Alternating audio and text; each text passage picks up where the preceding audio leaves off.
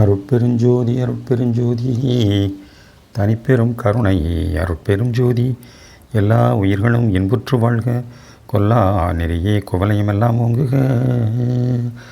திருவருட்பிரகாச வள்ளற் பெருமான் இந்த உலகிற்கு வகுத்தளித்த சுத்த சன்மார்க்க நெறியினை தமது சொற்பொழிவுகளின் வாயிலாகவும் நூல் வடிவங்களிலும் ஆக்கி தந்தவர் திண்டுக்கல்லிலே வாழ்ந்த சுவாமி சரவணானந்தா அவர்கள் தயா விளக்க மாலை என்ற ஒரு பதிகத்திற்கு அற்புதமான உரை விளக்கத்தினை சொற்பொழிவாக ஆற்றியிருக்கிறார்கள்.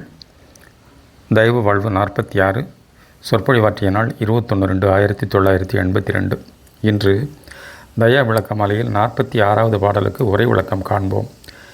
45வது பாடல் அருட்பெருவாழ்வு வந்திடுமே என முடிவடைந்து இப்பாடல் அருட்பெருஞ்சோதி தனிப்பெருங்கருணை என தொடங்கியுள்ளது.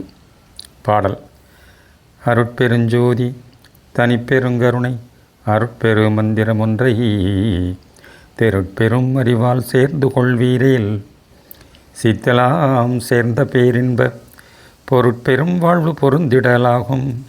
பொய்யல சத்தியம் புகன்றேன் இருட்பெரும் மாயை இடங்கரை விட்டு எழில் விளக்கொடு வருவீரே. சென்ற 2 வாரங்களாக 7/2/1982 தைப்பூச விழாவும் 14/2/1982 குருபூஜை மலையடிவார விழா என நிகழ்ச்சிகள் அமைந்துவிட்டன. எனவே தயாவிளக்க மாலையில் 45 பாடலோடு இருந்தது. இன்று 2 வாரங்களுக்கு பின் தொடர்கின்றது.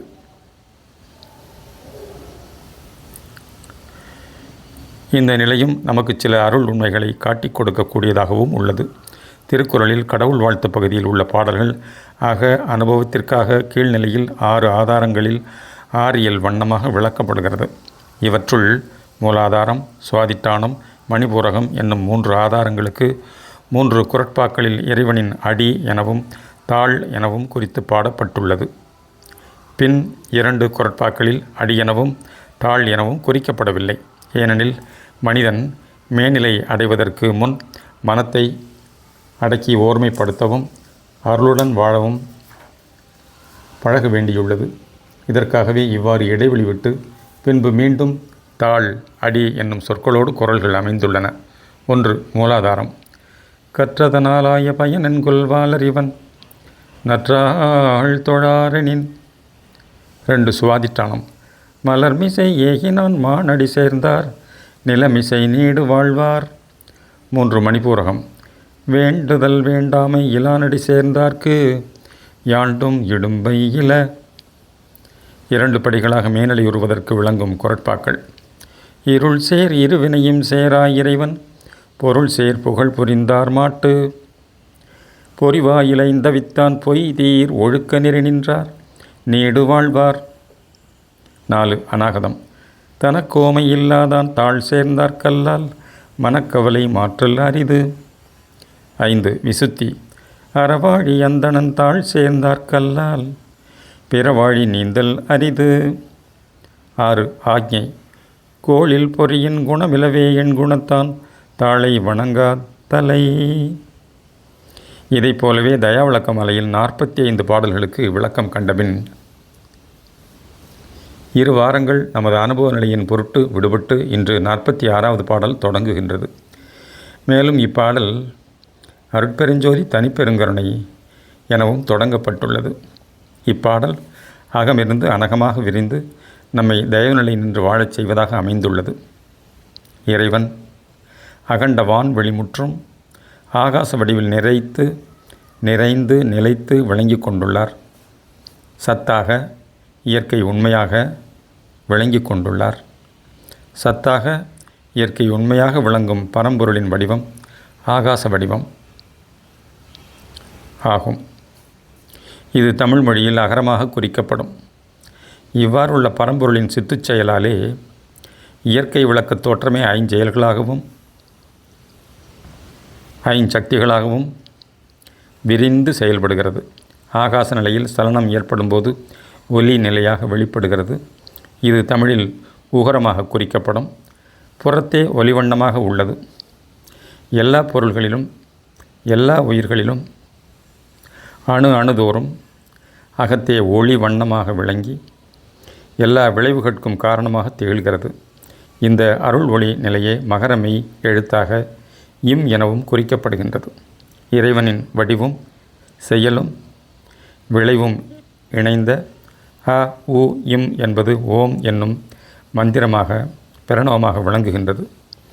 மந்திரம் என்பது என்ன? நிறைமொழி மாந்தர் ஆணையிற்கிளர்ந்த மறைமொழிதானே மந்திரம் என்ப எனச் சொல்லுவர். வேத மந்திர ஸ்ரோபா நமோ நமோ எனவும் சொல்லுவர். ஏகமான பரம்பொருளே மூவித நிலைகளில் சத்தாகவும் சித்தாகவும் ஆனந்தமாகவும் சச்சிதானந்தமயமாக விளங்கும் நிலையை, அவரது ஒப்புயர்வில்லா தன்மையை வள்ளல் பெருமான் வழங்கியுள்ள அருட்பாடல் ஒன்றினால் அறியலாம். தொம்பத உருவொடு தற்பத வெளியில் தோன்ற சிபத நடன் நான் காணல் வேண்டும். எம்பதமாகி இசைவாயோ தோழி இசையாமல் வீணிலே அசைவாயோ தோழி. தற்பத வெளி என்பது அகண்ட ஆகாச வெளியை இறைவனின் சத்து உண்மை என்னும் நிலையை விளக்குவது. தொம்பத உரு என்பது இறைவனின் தன்மையை இயற்கை விளக்க சித்து என்னும் நிலையை விளக்குவது. அசிபத நடம் என்பது ஆனந்த நடனம், ஆனந்த நிலையை விளக்குவது. சத்து சித்து கூடிய செயலால் விளைவது. மனமாகிய தோழியினிடம் ஆன்மத் தலைவி சத்தாகிய பரம்பொருளின் ஐஞ்செயலினால் விளை ஆனந்த நடனத்தை நான் காண வேண்டும். அதற்கு என்னோடு இசைந்து வருவாயோ அல்லது இசையாமல் வீணிலே உழல்வாயோ என வினவுவதாக அமைந்துள்ளது. இறைவனின் ஒலிநிலை ஓம் என்னும் மந்திரமாக கொள்ளப்பட்டது. இந்த மந்திரமே மற்ற எல்லா மந்திரங்களுக்கும் மூல மந்திரமாகும். பஞ்சாட்சரம், சடாட்சரம், அஷ்டாட்சரம் ஆகிய எல்லா மந்திரமும் ஓம் என்பதை முதலாக கொண்டே சொல்லப்படும். ஓம் நம சிவாய, ஓம் சரவணபவ போன்றவை. இன்று ஓம் என்னும் மந்திரத்திற்கும் உயர்வான மந்திரம் கிடைக்கப் பெற்றுள்ளோம். அது வள்ளல் பெருமான் வழங்கியுள்ள அருட்பெருஞ்சோதி தனிப்பெருங்கருணை என்னும் மகா மந்திரம் ஆகும். ஓங்காரத்தின் அனுபவ பொருள் இது. மந்திரங்களை ஜெபிப்பதால் பல சக்தி சித்திகளையும் புகழோடு கூடிய வாழ்வையும் பெறலாம். ஆனால் அவையெல்லாம் விரைவில் அழியக்கூடியவை, நிலையற்றவையாகும். சில மந்திரங்களால் தேகத்தை அழிவுறாது காக்கலாம், நோய்களை வெல்லலாம். ஆனால் எல்லாவற்றிலும் கொடியதாகிய மரணம் என்னும் நோயை வெல்ல முடிவதில்லை. சில மந்திரங்களை அருள் நிலையிலிருந்து சொல்வதனால் செம்பையும் பொன்னாக மாற்றலாம் என்பர். அவ்வாறு செம்பையும் பொன்னாக மாற்றினர். ஆனால் இன்றைய நிலையில் செம்பு பொன்னாகுமா? வேண்டுமானால் செம்பு இரும்பாக மாறலாம். மந்திர சக்திகளை கொண்டு தெய்வங்களையும் வசமாக்கலாம். அத்தெய்வங்களும் மந்திரங்களுக்கு கட்டுப்பட்டு மந்திரம் ஜெபிப்பவன் வேண்டியவற்றையெல்லாம் வழங்கும். அதற்காக அவன் அத்தெய்வங்களுக்கு செய்ய வேண்டிய உபாசனைகளை செய்ய வேண்டும். இந்திரன், விஷ்ணு, பிரம்மன் யாராக இருப்பினும், எந்த தெய்வமாயினும் அவர்களெல்லாம் அருட்பெருஞ்சோதியின் ஏகதேச கூறுகளே. சுத்த சன்மார்க்கத்தில் அருட்பெருஞ்சோதிபதியை போற்றி பணிபவர், உண்மையை உணர்ந்தவர் வேறு எந்த தெய்வத்தையும் பெரிதென மதித்து போற்றிக்கொள்ள மாட்டார்கள். இக்கருத்தினை கீழ்வரும் அருட்பாடலால் தோழிக்குரிமை கிளத்தல் அறியலாம். நயந்த நடநாயகருநாயகரே எனினும் நாடிய மந்திரங்கள் சில கூடியுரையிடவே வியந்து மற்றை தேவரெல்லாம் வரவும் அவர் நேயம் விரும்பாதே இருப்பதென்னி என்கின்றாய் தோழி. வயந்தருமிந்திரர் பிரமர் நாரணர் காரணர்கள் மற்றையர்கள் எவர்க்கும் பயந்த குடியல்லடினான் திருச்சிற்றம்பலத்தே பதினடஞ்சை அடிப்பணிக்கே பதித்த குடியறியே.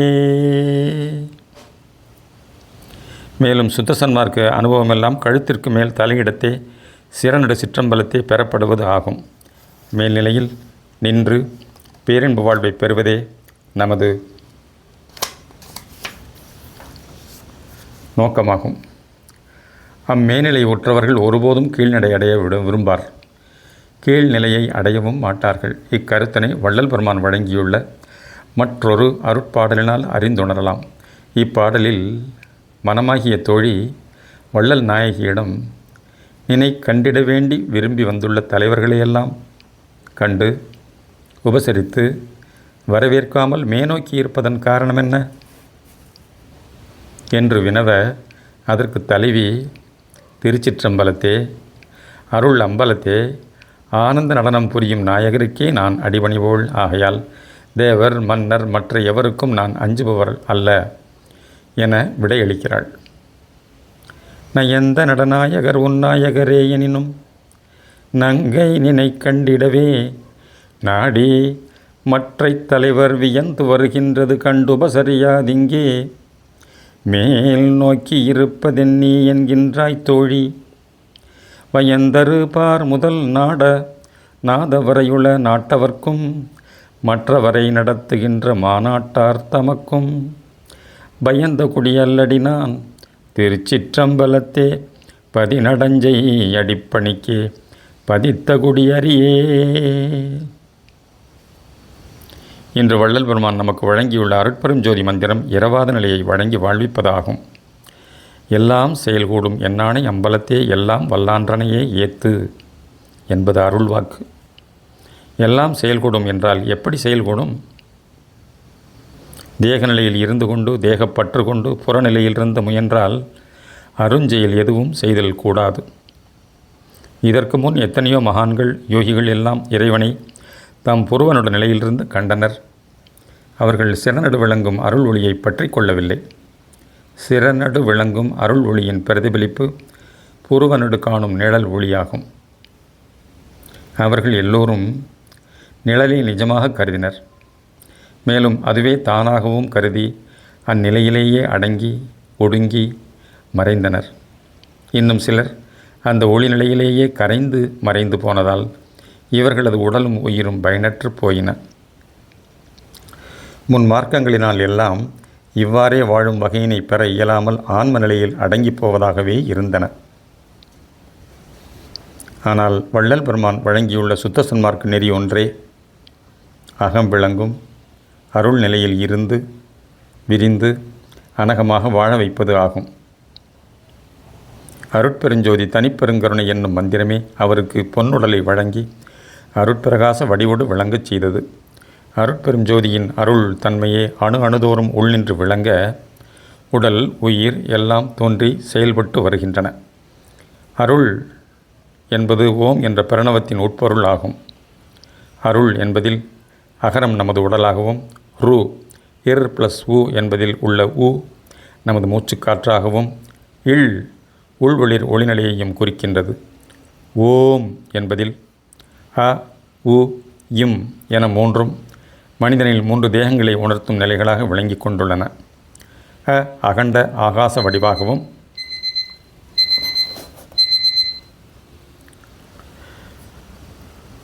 மனிதனின் எண்சான் உடலாகவும், ஒலிவண்ணமாக உயிர்காற்றாகவும், இம் ஒளிநிலையாகவும் விளங்குகின்றது. மகரம் ஆறாகிய எண் குறிக்கும் எழுத்தாக கொள்ளப்படும். அருட்பெரும் ஜோதி என்பதும் 6 அசைகளை கொண்டது. இதில் புற உடல் தூலதேகம் ஆகும். இதனை கண்ணால் பார்க்க முடியும். எனவே இதனை உருவம் என்கின்றனர். உயிர், உணர்வு, செயல், தோற்ற சூக்கும தேகம் இதனை கண்ணால் பார்க்க முடியாது, ஆனால் உணர்ந்தறிய முடியும். எனவே உருவம். அடுத்தது ஆன்ம நிலை. இதனை பார்க்கவும் முடியாது, உணரவும் முடியாது. எனவே அருவம் எனப்படும். இதனை அருள் ஒன்றினால்தான் அறிந்துணர முடியும். திருவருள் துணையால் அருட்பெரும் ஜோதியே இன்று தயவாக கிடைக்கப்பெற்றுள்ளோம். தயவு என்ற இந்த ஒப்பற்ற சொல் கடவுள் உண்மையையும் நமது உண்மையையும் விளக்குவதாகவும் அருட்பெரும் ஜோதி என்ற மகாமந்திர உண்மையையும் தன்னுள் கொண்டு விளங்குகின்றது. அருட்பெருஞ்சோதி என்பதில் அருள் தயவாகவும் பெருஞ்சோதி ஊவாகவும் உள்ளது. அருட்பெருஞ்சோதி தனிப்பெருங்கருணை என்பதை முழுமையாக எடுத்துக்கொண்டால் தனிப்பெரும் கருணையே தயவாகவும் அருட்பெரும் ஜோதியே ஊவாகவும் இணைந்து தயவு எனவும் விளங்குகின்றது. இறைவனின் அகண்ட ஆகாய வடிவையும் நமது ஆன்ம வடிவையும் ஜோதி நிலையையும் விளக்குவதாக உள்ளது. அதுவே மனிதனில் மெய்யறிவாகவும் உயிர் உணர்வாகவும் உடலாகவும் செயல்படுகின்றது. முடிவில் அதுவே ஞானதேகம், பிரணவதேகம், சுத்ததேக நிலையாகவும் விளங்குகின்றது. ஆகையால் இன்றைய தயா விளக்க மாலை பாடலில் அருட்பெருஞ்சோதி தனிப்பெருங்கருணை அருட்பெருமந்திரம் ஒன்றை தெருட்பெருமறிவால் சேர்ந்து கொள்வீரேல் சித்தலாம் சேர்ந்த பேரின்ப பொருட்பெரும் வாழ்வு பொருந்திடலாகும் பொய்யல சத்தியம் புகன்றேன் இருட்பெரும் மாயை இடங்கரை விட்டு எழில் விளக்கொடுவர் வீரே என உறுதியளிக்கப்படுகிறது. தெளிந்த அறிவை கொண்டு சார்ந்து கொள்ளுங்கள். பொருட்பெரு வாழ்வு பெற்றிடலாம் என அழைக்கப்படுகிறது. அந்த வாழ்வை பிறர்க்கு வழங்கப்பட்டுள்ளவை 2 படிகள். சத்விசாரம் 1, 2 பரோபகாரம் ஆகும். நாம் சத்விசாரம் செய்து உள்வொளியை சார்ந்து கொள்ள வேண்டும். அதற்கு மனத்தை ஒருமுகப்படுத்தி தியானம் செய்தல் வேண்டும். மனதை கட்டுப்படுத்துவது எளிதல்ல.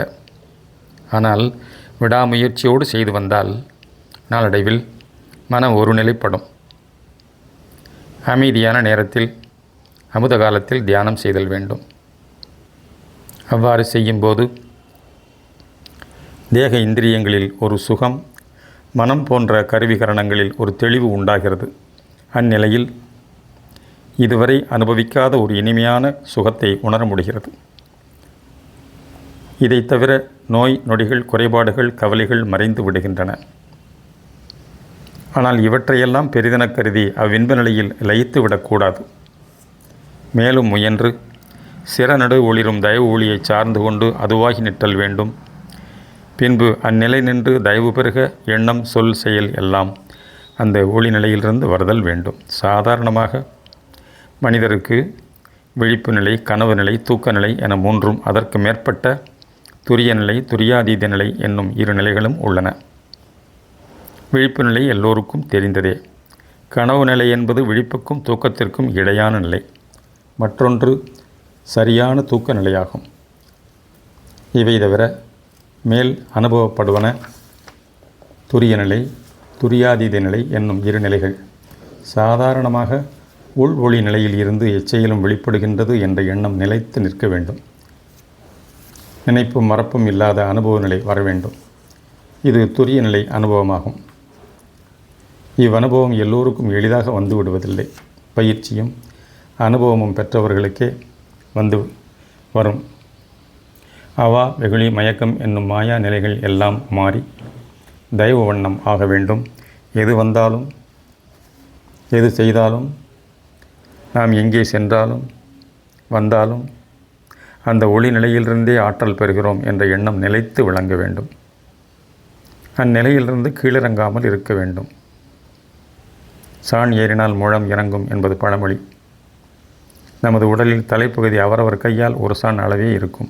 முழம் இறங்குதல் என்பது இதய நிலைக்கும் அடுத்து வயிற்று நிலைக்கும் வருவதை குறிக்கின்றது. தலைப்பகுதியில் இருந்து, அதாவது இதயம், வயிறு 1 முழம் தூரத்தில் உள்ளது. இதயம் மன அறிவு செயல்படும் இடமாகும். நாம் சிறிது நேரம் ஒளிநிலை நின்று சிந்திப்பது செயலாற்றுவதாக தோன்றும். மறுநிமிடம் கீழ்நிலைக்கு வந்து விடுவோம். அவ்வாறு கீழ்நிலையில் இறங்காமல் இருத்தல் வேண்டும். ஏனெனில் அபக்குவ மனம் அப்படிப்பட்டது, புதை சேறு போன்றது. அந்த மனம் என்ற சேற்றில் காலை வைத்துவிட்டால் அதிலிருந்து மீளவே முடியாது. ஒரு யானையின் கால்கள் சேற்றில் புதைந்து விட்டால் எடுப்பது எவ்வாறு? ஒரு காலை எடுக்க முயலும் போது மற்ற 3 கால்களும் இன்னும் ஆழமாக புதைந்துவிடும் அல்லவா? இவ்வாறு சேற்றில் புதைந்துவிட்ட ஒருவனை காப்பாற்றுவது யார்? உதவிக்கு கை கொடுப்பவர் வலிமையானவராக இருத்தல் வேண்டும். இல்லையெனில் அவரும் சேற்றில் விழ வேண்டியதுதான். எனவே மனமாகிய மாயா சேற்றிலே புதைந்து விடாமல் நம்மை மீட்பவர் யாராக இருக்க இயலும்? எல்லாம் வல்ல அருட்பெருஞ்சோதி ஆண்டவரே ஆவார். இக்கருத்தை வள்ளல் அடிகளின் வாக்காலேயே அறிந்து உணரலாம். பொய் கொடுத்த மனமாயைச் சேற்றில் விழாதெனக்கே பொன்மணி மேடையிலேறி பொந்தி மகிழ்ந்திருக்க கை கொடுத்தீர் உலகமெல்லாம் கழிக்கவும் கழிக்க உலவாத காலிரண்டும் கொடுத்தீர காலும் அழியாத மெய் கொடுக்க வேண்டும் உமை விடமாட்டேன் கண்டீர். மேலேறினேன் இனி கீழ் விளைந்திறங்கேன் என்றும் மை கொடுத்த விழியம்மை சிவகாமவல்லி மகிழ நடம்புரிகின்றீர் வந்தருள் வீர் விரைந்தே. இருட்பெரு மாயா விடங்கரை விட்டு எழில் விளக்கொடு வருவீரே.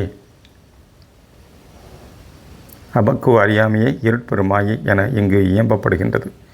ஒரு ஆன்மா பக்குவமுற்று மேல் நிலை அனுபவம் பெறுவதற்கு முன் உள்ள மாயா நிலைகளை 7 வகையாக பிரித்து அவற்றை 7 திரைகளுக்கு ஒப்பிட்டு கூறப்படுகிறது. இந்த 7 திரைகளும் நீங்கியதும் அருட்பெரும் ஜோதியின் தரிசனம் பெறலாம் என்பது வள்ளலார் அனுபவம். ஒரு ஆன்மாவை சூழ்ந்துள்ள பேரிருள் நிலையே இவ்வாறு இருட்பெரும் மாயா நிலையாகும். இதனை குறிப்பது கருப்பு திரை. முதன்மையான இத்திரை விலகினால் மற்ற திரைகள் நீங்கும்போது ஒரு ஆன்மா பக்குவமுற்று மேல்நிலையை அடைதல் வேண்டும். இக்கருத்தையே வடலூரில் 7 திரை நீக்கி ஜோதி தரிசனம் காணச் செய்கின்றனர். கருப்பு திரை, நீலத்திரை, பச்சை திரை, சிவப்பு திரை, மஞ்சள் திரை, வெள்ளைத்திரை, கலப்பு திரையாகும். கலப்பு திரையில் எல்லா நிறங்களும் அடங்கியுள்ளன. சூரியனின் வெண்மையான கதிரில் 7 நிறங்கள் அடங்கியுள்ளதை வானவில்லில் காணலாம். இப்பாடல் வரிகளில் இடங்கரை விட்டு எழில் விளக்கொடு வருவீர் என்று அழைக்கப்படுகிறது. இடங்கர் என்பது முதலை, குடம் என்ற பொருள்களை உடையது. நமது ஓங்கார மூளைப்பகுதி, அதாவது முகுளம், முதலை வடிவமாய் உள்ளது. அவ்விடத்தில் மறைவற்றுள்ள ஆன்மாவானது ஐம்மலங்களினால் சூழப்பட்டுள்ளது. அவை நீங்கி ஒரு ஆன்மாவுக்கு அருள் ஒளிநிலை, தயவு நிலை அனுபவப்படுவதையே இங்கு எழில் விளக்கு என்று சொல்லப்படுகிறது. எழில் என்பது அழகு என்று பொருள். மற்றொன்று 7 அல்லது எழு இல் எழில் எழுதல் ஆகும். 6 ஆதாரம் கடந்த நிராதாரத்தை அருட்பெரும் ஜோதி அனுபவம் கிடைக்கப்பெறுவதே இவ்வாறு விவரிக்கப்படுகின்றது. இவ்வுண்மையினை விளக்கவே முன்னோர்கள் முதலையுண்ட பாலன், கஜேந்திர மோட்சம் என்று கதைகளை கூறி வைத்தனர். 5 வயதுடைய அந்தணச் சிறுவன் ஒருவனை அவிநாசி திருப்புக்கொழியூர் குளத்தில் வாழ்ந்த முதலை ஒன்று விழுங்கிவிட்டது. 5 ஆண்டுகள் கழிந்து அவ்விடத்திற்கு வந்த சுந்தரமூர்த்தி நாயனார் தேவாரம் பாடி குளத்தில் முதலையை வரச் செய்து அப்பிள்ளையை வெளியிடச் செய்தார் என்பது ஒரு கதை. மற்றொன்று கஜேந்திர மோட்சமாகும். கஜேந்திரன் என்னும் யானையின் காலை குளத்திலிருந்த முதலை நன்றாக பற்றி கொண்டது. அதன் வாயிலிருந்து விடுபட முயன்று யானை தன் வலிமையை இழந்து முடிவில் ஆதிமூலமே என்றழைக்க திருமால் கருட வாகனத்தில் மீதேறி வந்து காட்சி கொடுத்து சக்கராயுதத்தால் முதலையை கொன்று யானையை விடுவித்தார். உண்மை என்னவெனில், நமது ஆன்மாவானது ஆணவ மாயா மலமாகிய முதலையின் வாயில் பிடிபட்டுள்ளது. அவ்வான்மா அருள் ஒளியின் துணையை பெற்றபோது அக்கணமே அருள் ஒளியால் விடுதலை பெறுகிறது. தயா ஒழுக்கத்துடன் கூடிய ஒருமை விசாரத்தால் முகுளமேல் தீபச்சுடராய் நாம் விளங்கி கொண்டிருக்கும் அனுபவத்தை முதலில் பெற வேண்டும். பின்னர் அத்தீபமாய் ஒளிவிட்டு பிரகாசித்து கொண்டு தயவு செயல் புரிந்து கொண்டே இருந்தால் அவ்விளக்கொளி பெருஞ்சுடராய் பின் நிறை ஜோதியாய் நம்மை சூழ்ந்த அருட்பிரகாச பேருருவாய் திகழும். இதற்கு சான்று திருவருட்பிரகாசரே ஆவர். அந்த அருட்பிரகாச அனுபவமே இன்று எல்லோரும் பெறவுள்ள தயவு பேருருவாகும். இதுவே மந்திர தனி வடிவோடு திகழும் மூவா முத்தி இன்ப வடிவமும் ஆகும். தயவு. அருட்பெருஞ்சோதி அருட்பெரும் ஜோதி தனிப்பெரும் கருணை அருட்பெரும் ஜோதி. தயவு.